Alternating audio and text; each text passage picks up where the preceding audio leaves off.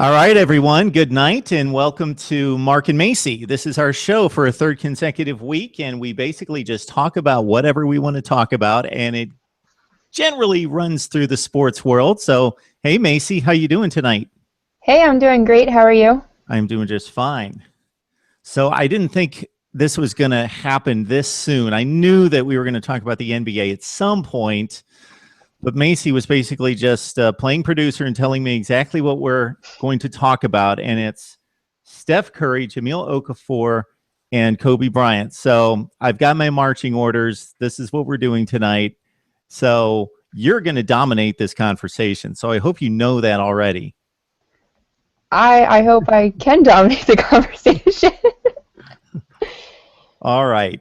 So you know who we are. I'm Mark Rogers. I've got a YouTube channel, Mark Rogers TV. I've got a lot of other things going on, and that's Macy Golder. Not Hello. of Macy Golder TV, just Macy Golder. And she corrected me last week because it's not Macy G on her Twitter. It's Macy Golder. Correct. Even though it comes up Macy G for me.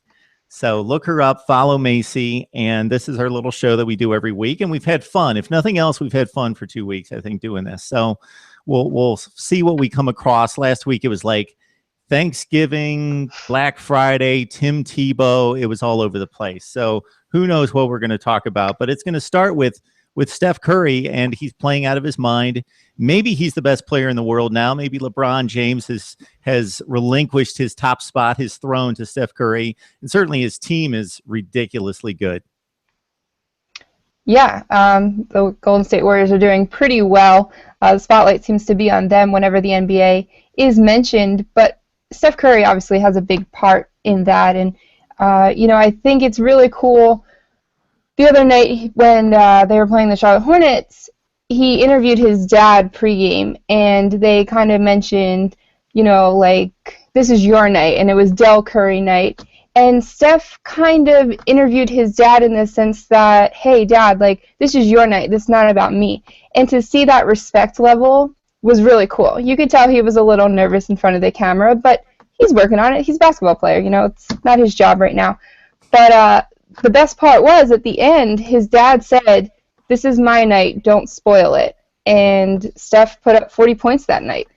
So maybe he spoiled his dad's night, but I think the relationship is really cool, and to see the respect that Steph Curry has, it makes him just something better than an elite player. And so I want somebody to chime in at some point and leave us a comment, because I think I have this right. Macy and I were talking about it before we came on, that there's an ESPN promo where it's a SportsCenter promo, and Steph Curry sitting there with another guy, and I apologize, it might be his brother, because that would only make sense. And then his dad walks in, and they kind of have to shuffle and give Dad the plush chair, even though Steph Curry's a superstar. He's still, Dad is kind of king of the house, and I thought it was a bit amusing. So Golden State, what would be your guess of when they're finally going to win or lose a game?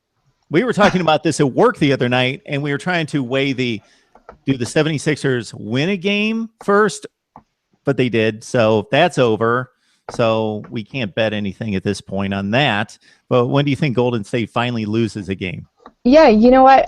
Before you mentioned the 76ers, I was actually going to say, I don't know when they play. I don't know the schedule off the top of my head, but maybe they lose to the Sixers. I don't know. Maybe it's some freak thing that happens.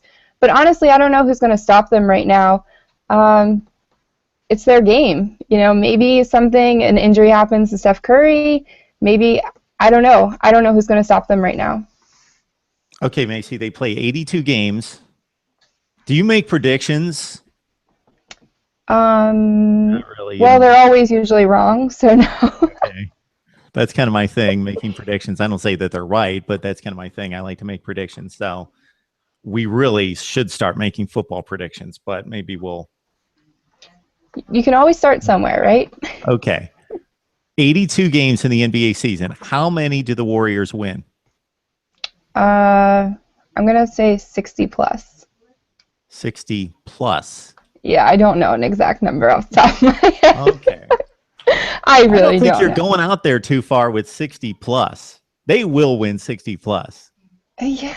Yeah, I know, but you're sometimes right. like You're bad you on know, there's prediction. there's teams that are like so hot and then they go into these slumps. No, you're right. And You're definitely right. you know, I root for to see, you know, these teams go, you know, crazy and do really well, but sometimes things happen and all it takes is one injury, one sickness, one distraction off the court and nothing's promised. Okay. So I'm gonna say a I thought safe I was bet setting at you up for least a crazy plus 60. prediction. I No. thought you were going to say like 79-3 or something like that. Okay. I was I was just expecting something a little bit different, but that's fine. Giants, Mets, Penn State, NBA. Anybody? I can say that um I mean I Like, liked the Heat because I liked Dwayne Wade. But I would never call myself a diehard Heat fan because I'm not. When LeBron took his talents to South Beach, I kind of backed off the Heat wagon, but kind of was on it too because everyone else was. But I just kind of watch NBA to watch the NBA. I like to follow a lot of guys out of college. So I'd rather root for certain guys than, you know, root on a team. you know what's funny is what you're saying right there. You were not alone because I noticed that with a lot of basketball fans, especially NBA fans. They have an NFL team, baseball team, college team, but when it comes to the NBA, it is so star driven that a lot of people just like superstar players or a particular player and they kind of move around from team to team and they're really not locked in, diehard, loyal, whatever fan. Yeah, I mean, I only have one basketball jersey, and it is a Wade jersey. But you know, my favorite part of the NBA is definitely the All-Star Weekend. I think that is the most fun. Blake Griffin's always got something cool. I don't know. That to me is exciting. The NBA is exciting, yes, but the All-Star Weekend, by far the best. All-Star Weekend, All-Star Weekend. Yeah, I watched a little All-Star Weekend last year for the first time in forever. I don't really get into the All-Star Weekend too much, but yeah, the guys are amazing. The slam dunks, though, it's almost impossible at this point for anybody to invent a slam dunk that's not already been tried. It's just difficult for these guys to push the limit when it comes to the slam dunks. They're amazing, but it's almost like, yeah, we've seen that. I mean, considering the fact I can't even make a layup, yeah, I would definitely say they're pretty talented. Or you're a soccer player. Yes, I played soccer, not basketball. I did try basketball though. I tried every sport just because, you know, you have to try everything. I went to a basketball camp for a week and I hung up the basketball shoes that quickly. Well, I how wasn't a old were true you? fan. How old was I? I don't know, probably fifth grade, Okay. sixth grade. I was really tall. I was 5'8" when I was in fifth grade. So, you know, basketball, you gotta play basketball, you're tall. Didn't quite work. Basketball in gym class, jammed my whole finger. Didn't like the whole idea of it. Yeah, I was never a really good basketball player. I didn't play much basketball when I was a kid. It was all about football and baseball, and that's what I played in high school, football and baseball.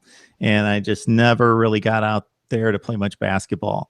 So you played soccer. You said you tried a lot of other sports, softball. Um, I wouldn't play softball. My mom really pushed me to try and play softball, and I said, no, I'll only play baseball, which I never ended up playing, but I played it, you know, with my neighbors who are all boys and in the neighborhood enough to consider myself on a baseball team. Yes, baseball is awesome to play in the summer in the neighborhood. It's awesome. If you can get enough kids together, that's always the problem. So you brought up the 76ers, and so we go from perfection to almost complete imperfection, although they did win the other night, and I wouldn't have known that until a couple hours ago. They beat somebody recently, so they've got the one win. And Jahlil Okafor has been in the news because he's kind of run amok, and there's much debate as to whether he's a bad guy or if you listen to Coach K, who coached Jahlil at Duke, great kid, did all the right things. Just he said some things about Jahlil Okafor that you never hear a coach say about a particular individual. Just sticking up for his character and saying, hey, he might have done these things, but this isn't who he is. And I think we've got to remember these kids are 19 years old and they're suddenly thrust into this situation, can pretty much have what they want, and they're on the road, they're all over the place, and people like to take advantage of some situations. Yeah, so for Okafor, I mean, I don't want to say it's a tough situation, but like you said, he is 19 years old. So being 19 years old, you're still an NBA player, even though you're 19 years old. You represent that logo, you represent the Sixers. But again, you're 19 years old, and you're not actually even old enough to drink at a bar. So, he's still a kid in that category. But like you said, for Coach K to say those things, Coach K said he's one of the smartest, kindest, most loving, gentle kids you'll ever meet. This was just a stupid act. Let's move on. For Coach K to defend him so quickly after only being with him for a year, I think that says a lot about him. But again, it goes back to having self-control and being the person that you are and who you represent. And as a professional athlete, you represent the NBA, you represent the team, and most importantly, yourself. So it does, at the end of the day, no matter who's saying what, it falls back on you, and I don't think he handled it the right way. And now they're saying there's 2 fights, not even just 1, 2. And if you watch those videos, I mean, there was guys on the concrete with blood on their face. This was not just an argument or this or that. It was serious, and that's not acceptable anywhere. I have not seen the video. I'm refraining from seeing the video because I don't think it right for me to watch the video until I actually watch maybe like 3 minutes of an NBA game first. Maybe I should do that before I actually watch NBA players fighting in the streets. So, no, I've not seen the video. So, blood on the streets. Yeah, it was a little more serious than just verbal and maybe some pushing here and there, which is what it was at first. And when the first video came out, that's what they said. And then once you really saw the second video, it was a little more than that. So what do you do with a kid like that you think is genuinely a good kid, but has made some bad decisions? Maybe he's in a situation that, and when I said he's in a bad situation, he's not in a bad situation, but he suddenly has money he may not necessarily have had before. He's going from city to city. He's hanging out with older guys that have been out on the road. Who knows what they've done? Just going to clubs, going to bars constantly. I'm guessing that he's just in an unfamiliar situation. I'm guessing. I'm kind of conjecturing. So what do you do to kind of bring a kid like that, understanding that he's 19 and not trying to hold him accountable like he's Tom Brady and leading a NFL team, but he's got to be a professional. Do you have any words of wisdom? I think the biggest thing is it's a self problem for him, but I think someone needs to direct him in the right direction. He's coming from a team that's just used to winning and the power of winning. And when you're on campus on college like Duke, you're big time. You're that A-list celebrity. But when you go to a team that loses 18 straight games and you go from top of the world to lowest of the NBA, you have to find that way to cope with losing. And you have to find your way to figure out how you can, okay, let's take this and turn it around, or let's do something rather than lose our minds out in the middle of the streets of Boston and start throwing punches. Yeah, I think he needs a role model, and maybe he has ones in his life, and maybe they're just not there immediately with him. And so whether that's, and I'm guessing, not that I know the 76ers roster, I'm sure that you could recite it, Macy, but I don't know the 76ers roster. Maybe I'm with a team that bad, and I heard today that they're the youngest team in the NBA. So I'm guessing there aren't a whole lot of role models for him on that team, that maybe there's a young assistant coach who can still relate to somebody who's 19. I don't know. But yeah, they have to find somebody that can kind of tag along him and not be Mr. Authoritarian, but can be somebody who's kind of like a big brother and still kind of cool and hip and can relate to him, but at the same time can guide him and just let him know what's smart and what's not the best place to be or the things to do. Yeah, absolutely. And I mean, when you're an athlete like that, people want to get into your pockets. And this guy is going to file charges, he's going to file lawsuits, and he's going to get money from it. So that's only going to cause more problems for Okafor as such a young guy. And I think if you get yourself into that pattern, you're just going to continue maybe getting into some trouble. So, it's only a 2-game suspension. He had to sit out against the Knicks the other night. He'll sit out against the Nuggets this weekend.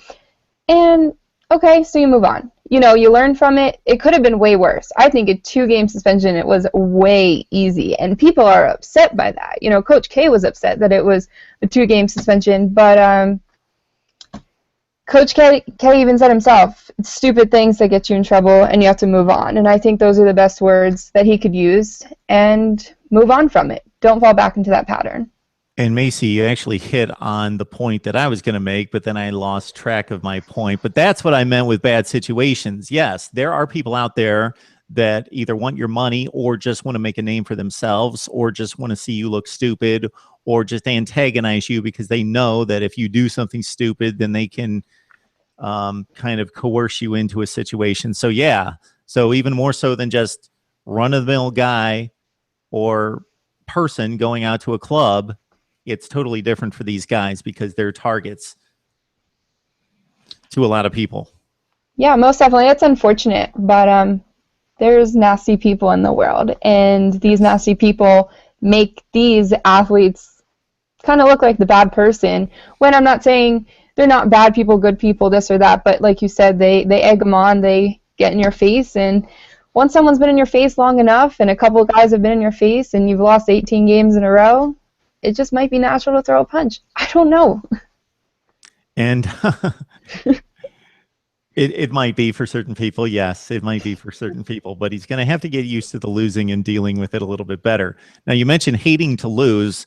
For as much as this guy has a reputation to a certain extent of not being the best role model or character guy on the court, an assassin, only second to Michael Jordan in certain people's minds in regards to being just, again, an assassin on the floor, hating to lose, being motivated, and just driven to win.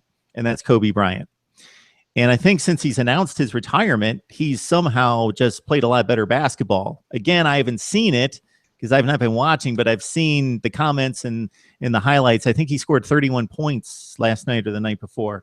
So Kobe Bryant fading off into the sunset, but not necessarily fading fast. Maybe he's got something left to prove. Yeah, I mean, I've grown up my whole life watching Kobe. I don't know basketball without Kobe. I have too, my whole life watching Kobe Bryant since, I was a toddler. Yeah, no, for me it was when I was a kid and first got braces, the first colors I picked out were purple and yellow, all because of Kobe Bryant. And, I was a sports fan when I was little, and I like sports, but again, I didn't have a basketball team that I really followed. I guess I could say maybe I was a little bit of a Lakers fan for a bit. But I loved Kobe Bryant. I thought he was a great guy. To hear he's retiring, am I surprised? No. Maybe he knows inside that he doesn't want to do it anymore. Maybe he's got something else lined up. Maybe, I don't know. What I think is really interesting is when he decided to announce his retirement, it was kind of just like, oh, hey, guys, I want to be in the news, so I'm going to announce my retirement, which a lot of athletes have done. But I can say that when he was in Philly this week, which is who the Sixers actually beat for their first and only win of the season, Philly claims Kobe as theirs because he's from Lower Merion, and Kobe doesn't quite claim Philly as his. But yet he posted himself wearing an Eagles shirt. He posted getting a cheesesteak while he was here. All that kind of Philadelphia stuff. So I thought that was really interesting, and that's kind of been the talk around here all week. So at the game, of course, when he was announced, he got standing ovation. People were screaming, Kobe, Kobe, nonstop. It gave you goosebumps. You could even watch it online. It will still give you goosebumps. And I thought that was really cool for them to honor a guy who's never even played there and to get that type of reaction. So that was really, really neat. And then they also did a video called Dear Kobe, and it was kind of like a poem about how he was their kid, and they showed Lower Merion highlights, and that he took his career to, the highest level, and that they knew from day one that he was something special, and Philly owned something special, and now he gets to come back to those roots. I don't think Kobe Bryant will come back here, but, just that they knew that he was the talent and this and that, and I guess they're always welcoming him back home. So that was really cool to see. Even as a sports fan, it definitely gives you chills. And then something else that I thought was really, really cool, someone took a video of Michael Jordan and Kobe Bryant, and it was basically similar plays that they did, and they kind of put them together where it would be like Kobe turning and then Jordan. And it's really, really neat video. I did post it on my Twitter if you want to check that out. But I just think, yeah, every guy has their day, and Kobe's been in the league for 20 years, so that's quite some time and quite a resume to have. So maybe it's time for him. Am I upset? Yes. Am I mad? No. I'm happy for him. Yeah, Kobe's had quite a few days, and he's been a great, great player, maybe the greatest or the second greatest pure scorer in NBA history. And I'll stop right there because I in no way fashion myself as NBA analyst or historian, but I used to watch a lot of NBA at one point in my life, but not recently. But he's definitely in that. It's impossible for me to rank, but Will Chamberlain, Bill Russell, Kareem, Michael, all those guys, Michael most notably being on top, LeBron's in that conversation now. He's definitely one of the 10 greatest players of all time. And championships, and played in the clutch, and even proved after Shaq left, when a lot of people thought, okay, Kobe needs Shaq, then he won without Shaq. And I do think it's cool what you mentioned what Philadelphia did, because they've got that connection. We're going to see all the farewell tour items, the rocking chairs, the cars, whatever he's going to get from these different franchises, but Philly's got that connection with him that nobody else has. And so that's kind of cool that they kind of started the farewell tour, I'm guessing. Yeah, I mean, I guess they started. He said he doesn't want it, but I think when you put your retirement out there, like he did with the poem, you're kind of asking for it. Maybe I'm wrong, but when you put something out there like that, I think it's kind of like, hey, this is my last chance. Actually, tickets to go see the 76ers that night were, Sixers tickets, I think the cheapest tickets were $11 or something. The night Kobe was in town, the cheapest ticket you could buy right before it was like 6:30 was $84, which I didn't think was terrible, but the fact that it went from about $11 to $12 to $84, just because Kobe will be there, was a pretty big thing. So hats off to Kobe on an excellent career. He's been through some trouble himself, but he still kind of kept his name, and he kept his, he kept proving himself on the court, even a little bit off the court too, trying to do things. So I think he's a great guy, forever one of the best basketball players, and I have a lot of respect for him. Macy, I'm sure you've noticed this. You were talking about the video you came across where it's Kobe, it's Michael making similar moves, and they kind of dwarf the video. If you notice, and you probably know this better than me, that if you watch old Michael in news conferences and talking and the way he talked and just his mannerisms, Kobe Bryant has kind of copied that in a lot of ways. Have you noticed that? Oh, yeah, most definitely. And, going back to Okafor, maybe that's something that he needs to look at. Maybe Kobe kind of saw what MJ did, and maybe you need to find, like you said, a role model. So maybe Okafor, tying in all of our conversations here, needs to look at Steph Curry and say, that's who I need to be like.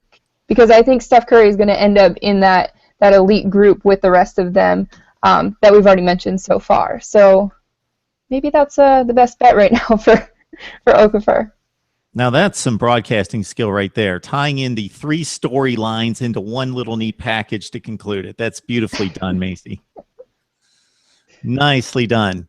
So this is what I can look forward to, is that we're looking at the college football playoffs and all the conference championship games this weekend. We are in the midst of the NFL playoff stretch drive, and we're already talking about the NBA. So is this what I have to look forward to all winter? Of course. I mean, you got to keep it relevant. You got to keep it going. If everyone's talking about football, we're not like everyone else. So we got to change it up a bit and, just talk about whatever's Oh, hot. okay. All right. So it's hockey next week. Is that what you're telling me? We could talk hockey if you want. Really? Who's your hockey team? I'm a Rangers fan. Okay, I've got a lot less to talk about when it comes to hockey than even the NBA. I'm sorry. The Rangers, I know they won a cup in 94. I think that's the end of my Rangers knowledge. Mark Messier played there one time. So I'm like 20 years ago, and that's all I've got. Who's the big stud now? Henrik Lundqvist. Okay, I know who he is. I didn't know he played for the Rangers. Yeah, good old Hank. Yeah, I never watched. We don't watch hockey in Ohio.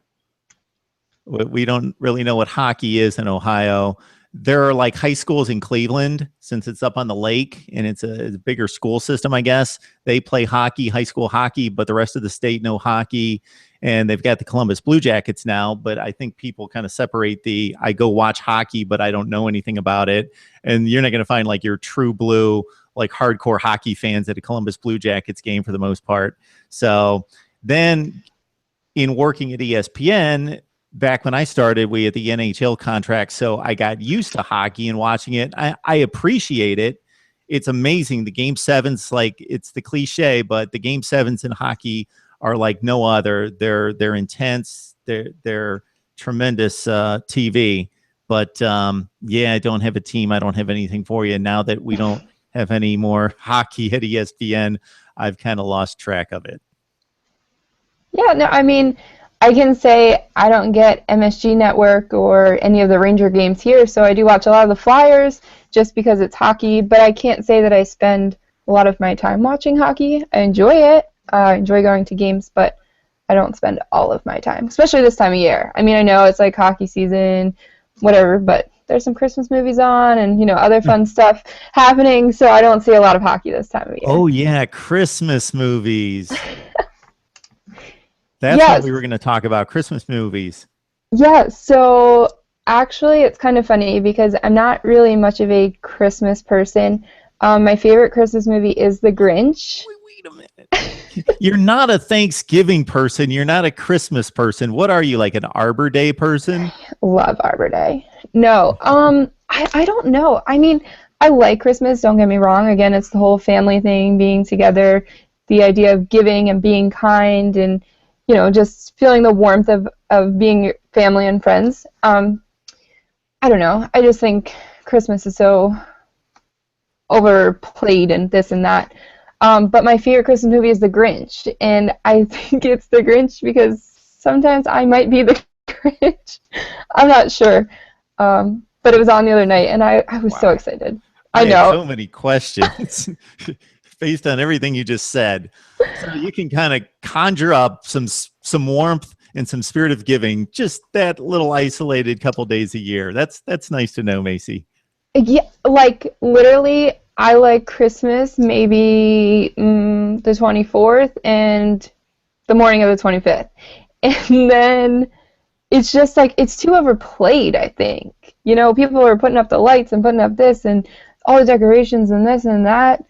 And all these holiday events and that, there's just like too much with it for me. So I'm kind of just like, eh. Well, I agree with that. It's what you make of it. So it has become over commercialized. There's no doubt about that. And I did tell some Walmart stories last week, didn't I? Yeah, you did. I'm not telling any more Walmart stories. Please don't. I know you were a little worried there for a second. I will say that it was crazy that it's like September and we're getting in Christmas merchandise and throwing it up on the shelves months in advance. Yeah, that's what I mean. It kind of gets me confused because I'm like, wait, are we celebrating Christmas in July or is this for the real Christmas that's still 4 months away? Yeah. So like when you see Christmas stuff in September, even kind of October is Halloween and maybe a little bit of Thanksgiving, but it's really like primetime college football season. This is not Christmas season. So to hear all the Christmas songs and this and that, by the time you get to Christmas, you're just like, I've been seeing this stuff since September, October. who really cares? You know, it takes away the novelty and the excitement of it. I didn't think primetime college football season really conflicted with Christmas season. I didn't think that there was a big conflict there. It does for me. My Okay. mom is so pro Christmas. She wants to put up Christmas decorations anywhere and everywhere. So Saturdays are like, let's put up Christmas lights. Let's do decorations. And I'm like, no, Mom, college football's on. Sorry. Well, I do think if people they don't just go overboard, but they extend the season way too long. So it's way too early. It's Thanksgiving meals being cleaned up and the Christmas shows start coming out and all that. So I'm not into that. Like, I don't put up a tree until like 2 weeks before Christmas. Then I take it down right after New Year's. And I'm not like crazy when it comes to Christmas, but it's what you make out of it. So if you focus on the right things, then yeah, just doing stuff together and being with your friends and family and all that, then that's great. So Yeah, that's the attitude I try to have towards it now. Being away at school, definitely, like, it was weird, I guess, because you're away from your family. So when you came home, you were home for Thanksgiving and Christmas. So that was really the time that you could, you know, spend time with them and you got to see them.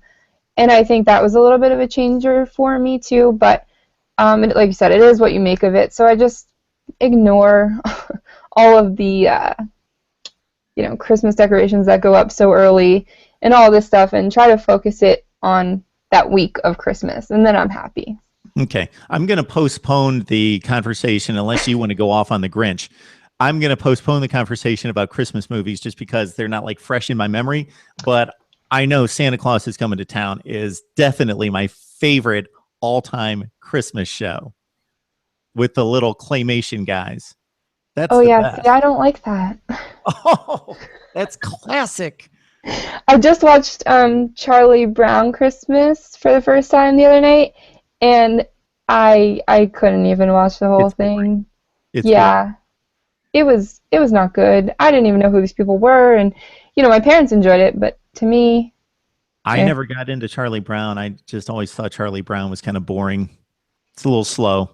Yeah, I have to agree with you there. I never got into it. And Santa Claus is Coming to this year Town. at Macy's, for me, Macy's always does, they have like a character for the year, and this year it's the Peanuts. So Okay. everything, and of course every year for Christmas, my mom has to buy me everything in Macy's with my name on it because that's the only place I can find something with my name on it. So I will be getting a lot of Peanuts stuff this year with my name on it. Well, don't you make a list of what you want so you don't get things that you don't want? Oh, I still get those no matter what because Okay. it's got the year on it. So I've got things from the first year I was born up until, Wow. last year. Okay. Yeah, your parents take this to the limit. Yeah. Yep. We You always will say Santa threw up in our house. There's that much Christmas stuff. you will understand that someday. You will understand trying to remember all these things for your kids. Yeah. Yeah. I mean, I'm at the point right now, I'm like, can't we just go on vacation to like a warm beach or something? Yeah. Call it Christmas. I don't know. Yeah, that would be nice. Yeah. That would be nice. Yes, my favorite time to go on vacation is in the winter. People go on vacation in the summer and they live in the north. I don't really get that. It's nice to go on vacation anytime, but like January, February is my time to get out of here. Yeah, it's prime time. My parents just actually got back from a vacation. They went on a cruise, and it was only like in the 70s there, and it was 65 the whole week here. So I'm like, well, that's cool. You guys, got to have a good time, but the weather wasn't much different. Yeah, that's a lot of fuss for 5 degrees. Yeah. Uh, all right. Yes, Christmas specials. I'm going to be locked in on a few. I don't like a ton of them, but there's like 3 that I love. And I came across one last year, the year before, that was very disturbing. It was made like in 50 something. And I just happened to come across this Christmas special. And it was this Santa who was kind of like chasing the devil. And it was very odd. Oh, the heat miser. No. No? It's not like a popular, well-known thing. Oh. This thing that I found on some like random channel that was very strange and disturbing. It was very weird. Yeah, I Yeah. couldn't tell you about that I one. didn't expect you. All right. So this is Mark and Macy. We come your way every Thursday night at 6:30. So don't expect you to be watching us live, but then it posts to my YouTube channel. We've got it available for you each and every week. So we will talk about maybe whatever you'd like for us to talk about. If you send in a comment or would like us to address something, I did have somebody ask this week, Macy, where we went to school. So I let them know on your behalf. Penn State for Macy, Kent State for me. So I try not to look down on Macy because I went to school at a major football powerhouse and she didn't, but I try not to bring that up. Yeah, I mean, everyone's got their thing. Some people go to school for college football. Not that I did. But yeah. All right, good stuff, Macy. Do we have anything else to talk about this week? We good to go? I think we're good. Yeah. Basketball should be starting now, so we should be good. I am going to force us to talk a little football next week. We Okay. have to talk a little football next week. I think I can handle that. Just a little bit. Unless there's something that goes on with Tim Tebow this week, then Hey, there was something beginning of this week, end of last week. what happened to him? His girlfriend broke up with him. Uh-oh. Yeah, so Or maybe not. Uh-oh.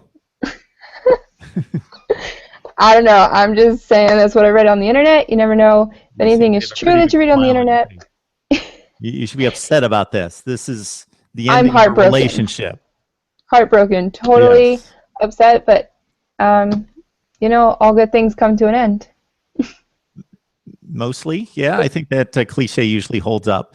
Do we know who Tim Tebow's girlfriend was? She was just like some Miss, like USA Miss Beauty pageant girl. I'm not really sure. She had brown hair, so Tim Tebow's probably not going to go for the blonde, but good for him. He's not going to go for the blonde. Why do you say that? Because this girl was like Miss USA, or I don't know who she was, Miss something, and she got brown hair. Like, she's beautiful. Okay. He's not going to switch to blonde. He's always with brunettes. Do women rate other women? Oh, 110%. Okay. When we get dressed in the morning, we don't get dressed to impress guys. That's what We get dressed to, I don't want to say get the attention of other girls, but to prove to other girls, hey, this is who we are. Okay. All right. So yeah, you're talking in a certain way about Miss whoever, but I'm talking to Miss, and I don't want to blow it because I will Miss. Should we leave that on the table and we'll get back to that some other time? We can get back to that some other time. Okay. All right. Very Keep good. guessing. They can send us their guesses of what they think I am. Okay, let's do that. That could be fun. Macy was Miss blank. Blank. Fill in the blank. And you kind of left yourself wide open there. Yeah, so I did. that's the fun in it. Macy Golder, Mark Rogers, we do our little show every Thursday night, so hopefully you enjoy it, and we will see you again next week. All right, Macy, take care. We'll talk soon. Sounds great. Thank you.